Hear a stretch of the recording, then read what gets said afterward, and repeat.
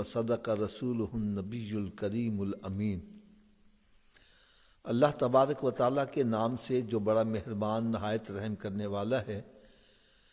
ارشاد رب العالمین ہوتا ہے، اور جب ابراہیم علیہ السلام کو اس کے رب نے کچھ باتوں سے آزمایا تو وہ ہر آزمائش میں پورا اترے۔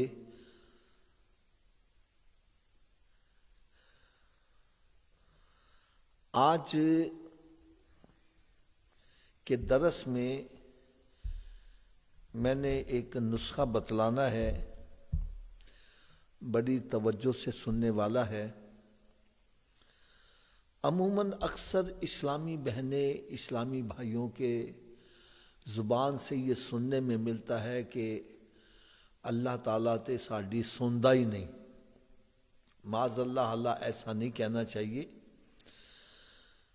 رب تعالیٰ نے قرآن مجید میں ارشاد فرمایا، اجیب دعوت الداعی اذا دعان، جب بھی بندہ مجھ سے دعا کرتا ہے میں اس کی دعا کو سنتا ہوں۔ اللہ تعالیٰ سب کی سنتا ہے، لیکن ان کا کہنے کا مقصد یہ ہے کہ ہم دعا مانگتے ہیں، ہماری دعا پوری نہیں ہوتی، اس لیے وہ کہتے ہیں ہماری رب تعالیٰ سنتا ہی نہیں۔ تو آئیے آج ہم ایک قرآن مجید سے نسخہ حاصل کریں گے کہ ہماری دعائیں قبول کیسے ہو سکتی ہیں۔ ہر بندہ چاہتا ہے کہ میرے دل کی خواہش پوری ہو، ہر بندہ چاہتا ہے کہ میری دعائیں قبول ہوں۔ تو آئیے، اگر ہم چاہتے ہیں مستجاب الدعوات بننا چاہتے ہیں، ہم جو دعا مانگیں ہماری دعا قبول ہو جائے کرے، اس کے لیے میں نسخہ عرض کرنا چاہتا ہوں، اور یہ نسخہ بھی انشاءاللہ تعالیٰ آپ کو قرآن مجید سے ہی دیا جائے گا، جس کے بارے میں رب تعالیٰ نے خود ارشاد فرمایا، وَإِن كُنتُمْ فِي رَيْبٍ مِّمَّا نَزَّلْنَا عَلَىٰ عَبْدِنَا فَأْتُوا بِسُورَةٍ مِّن مِّثْلِهِ، اگر تمہیں یہ شک شبہ ہے کہ یہ کلام الہی اللہ کا کلام نہیں ہے، تو پھر تم بھی تو بشر ہی ہو، تم ایسی کوئی صورت بنا کے لے آ جاؤ، تو قیامت آ جائے گی، اس جیسی کو صورت نہ بنا سکا ہے، نہ بنا سکے گا۔ اس سے پتہ چلا یہ بندے کا کلام نہیں ہے، یہ کلام الہی ہے۔ تو اس کلام الہی سے ہم نے نسخہ نکالنا ہے۔ وہ نسخہ کیا ہے کہ حضرت ابراہیم علیہ نبینا علیہ السلام کی جب ولادت ہوئی، اللہ تعالیٰ نے ان کو آزمایا۔ پہلی آزمائش ان پر کیا آئی کہ رب تعالیٰ نے ارشاد فرمایا، ابراہیم تیرے ارد گرد سارے بت پرست ہیں، شرک کرنے والے ہیں، تو ان کو توحید کا پیغام دے، ان سے کہو کہ لا الہ الا اللہ، کوئی الہ نہیں سوائے اللہ کے، اللہ وحدہ لا شریک ہے۔ تو حضرت ابراہیم علیہ السلام نے کوئی عذر پیش نہیں کیا کہ میں اکیلا کیا کر سکتا ہوں، سارے تو یہاں بت پرست ہیں۔ آپ نے اپنی جان کی پرواہ نہیں کی، دھڑلے سے اللہ تعالیٰ کی الوہیت کا اعلان کیا، اور اس شان سے کیا کہ آپ ایک بت خرید لیتے اور اس کے پاؤں میں رسی ڈال کر بازاروں میں گلیوں میں گھسیٹتے اور کہتے کوئی ہے ان بے بس معبودوں کو خریدنے والا۔ تو ان کے دل پر کیا بیتی ہوگی کہ جس کو وہ اپنا معبود کہتے ہیں ان کو گلیوں میں گھسیٹا جائے کوئی۔ اسی پر اکتفا نہ کیا، قوم جو ہے وہ میلے میں جاتی ہے، تو آپ نے موقع غنیمت جانتے ہوئے ایک ہتھوڑا لیا ہے اور جا کر بت خانے میں تشریف لے گئے اور سارے بتوں کو توڑ کے رکھ دیا، اور ہتھوڑا بڑے بت کے کندھے پر رکھ دیا۔ جب ان کو پتہ چلا تو وہ چیختے چلاتے روتے ہوئے آئے کہ کس نے یہ کام کیا ہے۔ ایک بولا کہ وہ ابراہیم علیہ السلام ہی ہیں جو کہ ہمارے بتوں کو برا بھلا کہتے ہیں، یہ انہوں نے کیا ہوگا۔ بلا لیا تو پوچھا بھئی کس نے کیا ہے، تو آپ نے فرمایا کہ جو بڑا ہے اس نے کیا ہوگا۔ انہوں نے سمجھا، حالانکہ بڑا تو اللہ کا نبی ہی ہوتا ہے، انہوں نے سمجھا یہ بڑے بت کی طرف اشارہ کر رہے ہیں۔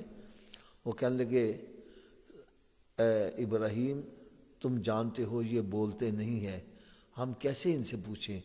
تو آپ نے فرمایا کہ کتنی افسوس کی بات ہے، جو نہ بول سکتا ہے نہ سن سکتا ہے اور نہ اپنا دفاع کوئی کر سکتا ہے، وہ تمہارا معبود کیسے ہو سکتا ہے؟ لیکن ان کے دلوں میں وہ بتوں کی عبادت رچ بس گئی ہوئی تھی۔ انہوں نے کہا کہ اپنے بتوں کی مدد کرو، ابراہیم علیہ السلام کو آگ میں جلاؤ۔ آگ جلائی گئی، ابراہیم علیہ السلام کو جب اس میں ڈالنے لگے، ابراہیم علیہ السلام نے کوئی واویلا نہیں کیا، کوئی ناشکری کے کلمات ادا نہیں کیے کہ یا اللہ مجھے کس جرم کی سزا دی جا رہی ہے، نہ کوئی شکوہ شکایت نہیں، بلکہ عرض کرتے ہیں مالک و مولا اگر میرے آگ میں جانے سے تو راضی ہے تو ایک ابراہیم کیا ہو، ہزاروں بھی قربان کر دیے جائیں۔ پھر اللہ تعالیٰ نے ارشاد فرمایا قلنا یا نار کونی بردم و سلام علی ابراہیم، اے آگ تو ہی ابراہیم علیہ السلام پر ٹھنڈی ہو جا، اور ٹھنڈی بھی ایسی کہ سلامتی والی۔ حضرت ابراہیم علیہ السلام اس آگ سے سلامتی سے باہر تشریف لاتے ہیں۔ پھر رب تعالیٰ نے ارشاد فرمایا اب اس شہر کو چھوڑ کر دوسری جگہ تشریف لے جاؤ۔ تو حضرت ابراہیم علیہ السلام نے پھر بھی کوئی انکار نہیں کیا، اس شہر کو چھوڑ کر آپ تشریف لے گئے۔ آگے گئے تو آپ کی شادی ہوئی، پھر اللہ تعالیٰ نے بڑھاپے میں آپ کو بیٹا عطا کیا، اور بیٹا بھی ایسا جس کی پیشانی میں پیارے آقا صلی اللہ علیہ وسلم کا نور چمک رہا ہے، بڑا حسین و جمیل ہے۔ آپ اپنے بیٹے کو پیار کر رہے ہیں، اور رب تعالیٰ نے ارشاد فرمایا ابراہیم دوست تو میرا ہے اور پیار بچے سے کر رہا ہے۔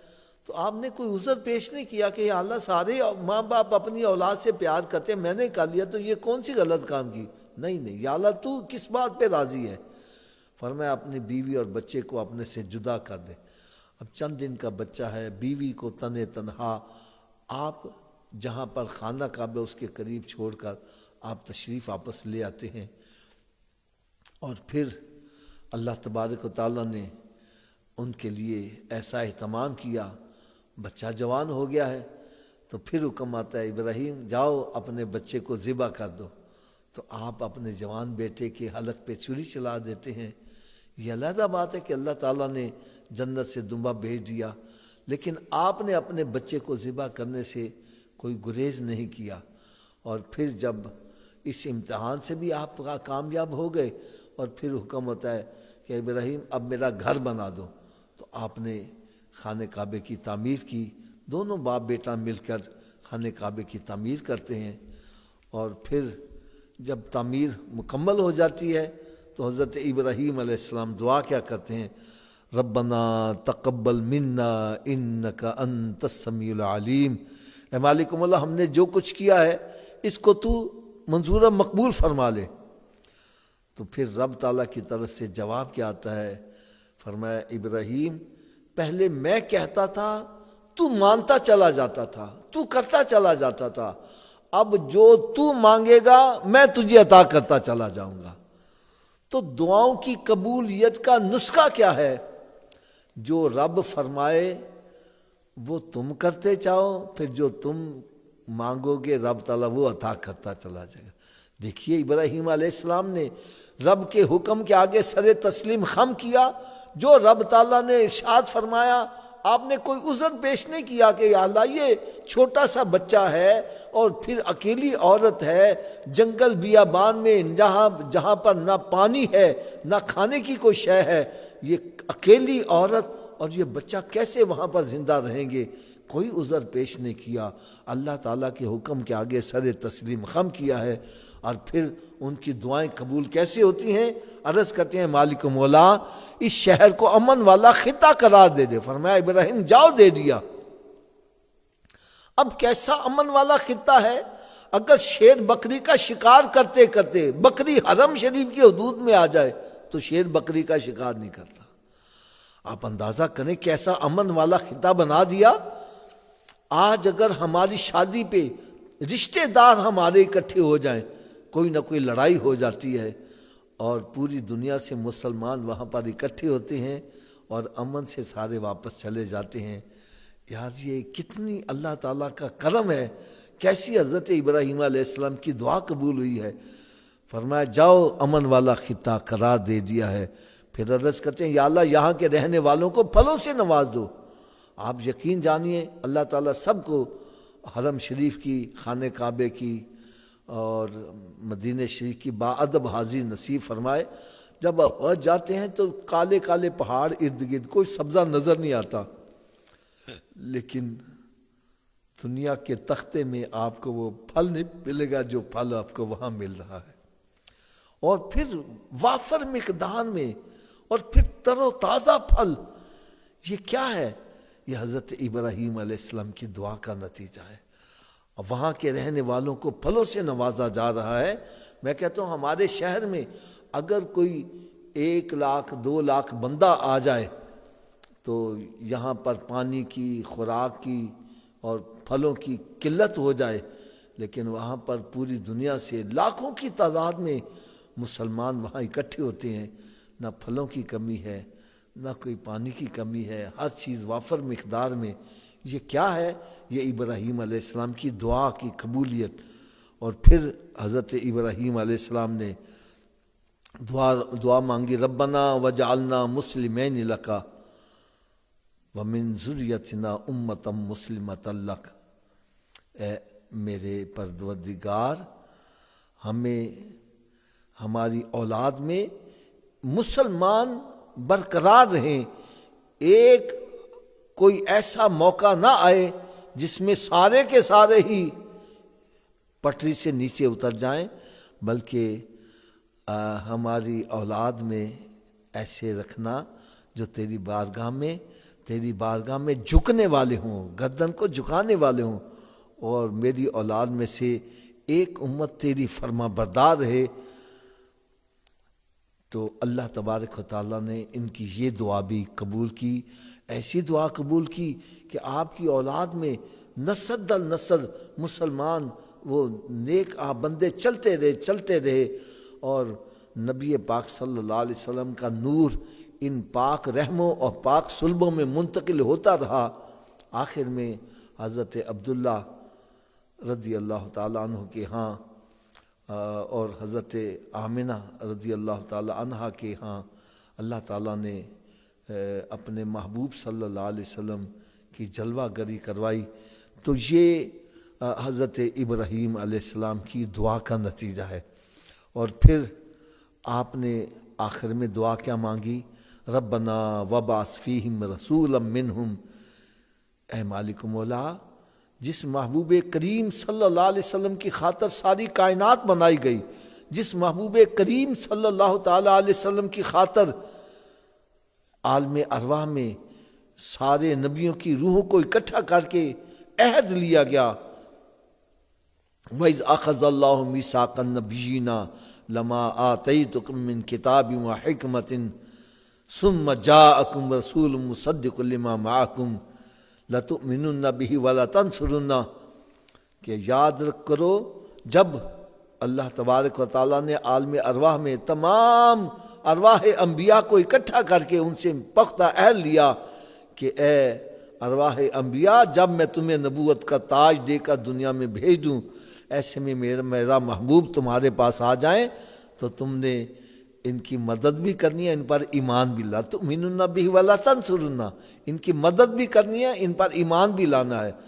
اے مالک مولا، اس محبوب کریم صلی اللہ علیہ وسلم نے ابھی دنیا میں تشریف لانا ہے، اور میں ہاں لانا ہے، یا اللہ ان کو پھر میری آل میں ہی پیدا کر دے۔ تو اللہ تعالیٰ نے ان کی یہ دعا بھی قبول فرمائی۔ حضرت ابراہیم علیہ السلام کی نسل میں اللہ تبارک حضرت اسماعیل علیہ السلام کی لڑی میں آگے چل کر سرکار دو عالم صلی اللہ علیہ وسلم کی ولادت باسعادت ہوتی ہے۔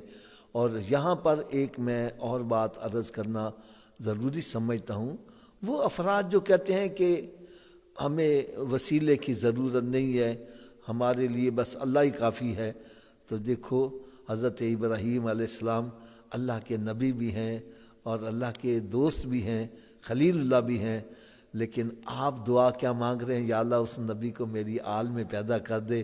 اعلیٰ حضرت عظیم البرکت رحمۃ اللہ تعالیٰ فرماتے ہیں، وہ جہنم میں گیا ان سے جو مستغنی ہوا، ارے ہے خلیل اللہ کو حاجت رسول اللہ کی، کہ تو کہتا ہے کہ میں امتی ہو کر مجھے نبی کی ضرورت نہیں.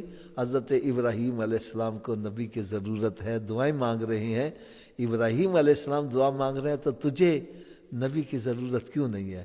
خدا را ایسی باتیں نہ کیا کریں. بندہ ساری زندگی لا الہ الا اللہ پڑھتا رہے, ایمان کی دولت نہیں ملے گی جتنے محمد رسول اللہ نہیں مانے گا. سرکار صلی اللہ علیہ وسلم پر ایمان لائے گا تو پھر ہی بات بنے گی.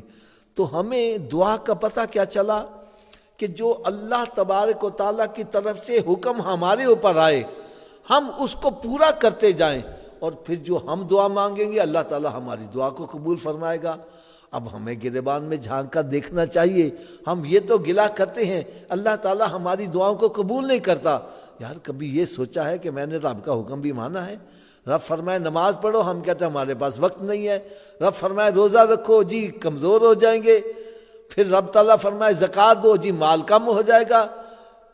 رب فرمائے کہ حرام چیزوں سے بچو, اور جی بچنا مشکل ہے, جو ایسا ہو نہیں سکتا. دلیلیں نکالتے ہیں. یار ہم آج حالت یہ بنی ہے, ہم کہتے ہیں اللہ تیری اسی ایک نہیں مانی, تو ساری ساریاں مان. بھائی یہ کیسے ہو جائے گا؟ ہونا تو یہ چاہیے کہ ہم اللہ تعالیٰ کے حکم کے آگے سر تسلیم خم کر دیں. جو رب کا حکم ہے, اس کے محبوب کریم صلی اللہ علیہ وسلم کا حکم ہے, اس کے آگے سر تسلیم خم کر دیں. بس پھر دیکھو اللہ تعالیٰ کی طرف سے کرم نوازی کیسی ہوگی. علامہ اقبال لکھتے ہیں خود ہی کو کر بلند اتنا کہ ہر تدبیر سے پہلے خدا بندے سے خود پوچھے بتا تیری رضا کیا ہے. اے بندے تو اپنے من کو سرکار صلی اللہ تعالیٰ کے حکم کے آگے جھکا دے, اور جو رب کا حکم ہے اس کو ماننا شروع کر دے. پھر بندے کو یہ مقام ملے گا, رب تعالیٰ خود بندے سے پوچھے بتا تیری رضا کیا ہے. اور پھر ایک اور شاعر نے لکھا کہ منزل کی جستجو میں کیوں پھر رہا ہے راہی, ارے اتنا عظیم ہو جا کہ منزل تجھے پکارے. تو منزل کی طرف بڑھ رہا ہے, ارے اپنے آپ کو ایسا بنا لے کہ منزل تجھے پکارے. یہ ہے کمال بات. اور پھر علامہ اقبال نے تو حد کر دی. قرآن مجید میں رب تعالیٰ نے جو ارشاد فرمایا من یطع الرسول فقد اطاع اللہ, جس نے میرے رسول صلی اللہ علیہ وسلم کی اطاعت کی اس نے اللہ کی اطاعت ہی کر لی. تو وہ لکھتے ہیں کی محمد سے وفا تو نے, تو ہم تیرے ہیں, یہ جہاں چیز ہے کیا لوح و قلم تیرے ہیں. یعنی تو محبوب کریم صلی اللہ علیہ وسلم کا غلام بن جا, پھر لوح قلم سب تیرے ہاتھ میں ہوں گے. اور جس کی چاہ تو تقدیر بدل کے رکھ دینا کہ نگاہ مرد مومن سے بدل جاتی ہیں تقدیریں, اگر ذوق یقین پیدا ہو تو کٹ جاتی ہیں زنجیریں. نہ پوچھ ان خرقہ پوشوں سے ارادت ہو تو دیکھ ان کو, ارے ید بیضا لیے بیٹھے ہیں اپنی آسینوں میں. نبی پاک صلی اللہ تعالیٰ علیہ وسلم کا تو غلام بن جا, پھر دیکھ ان کے جو غلام ہو گئے وقت کے امام ہو گئے. نبی پاک صلی اللہ علیہ وسلم کی غلامی میں آ جاؤ, جو سرکار فرمائیں ان کے آگے سر تسلیم خم کر دو. بس پھر دیکھنا تمہاری دنیا بھی سنور جائے گی, آخرت بھی سنورتی چلی جائے گی. پھر جو تم دعائیں مانگیں گے وہ بھی قبول ہوتی چلی جائیں گی. اللہ تعالیٰ سے دعا ہے کہ اللہ تعالیٰ ہم سب کو سمجھنے کی اور عمل کرنے کی توفیق عطا فرمائے. وما علیہ الا البلاغ.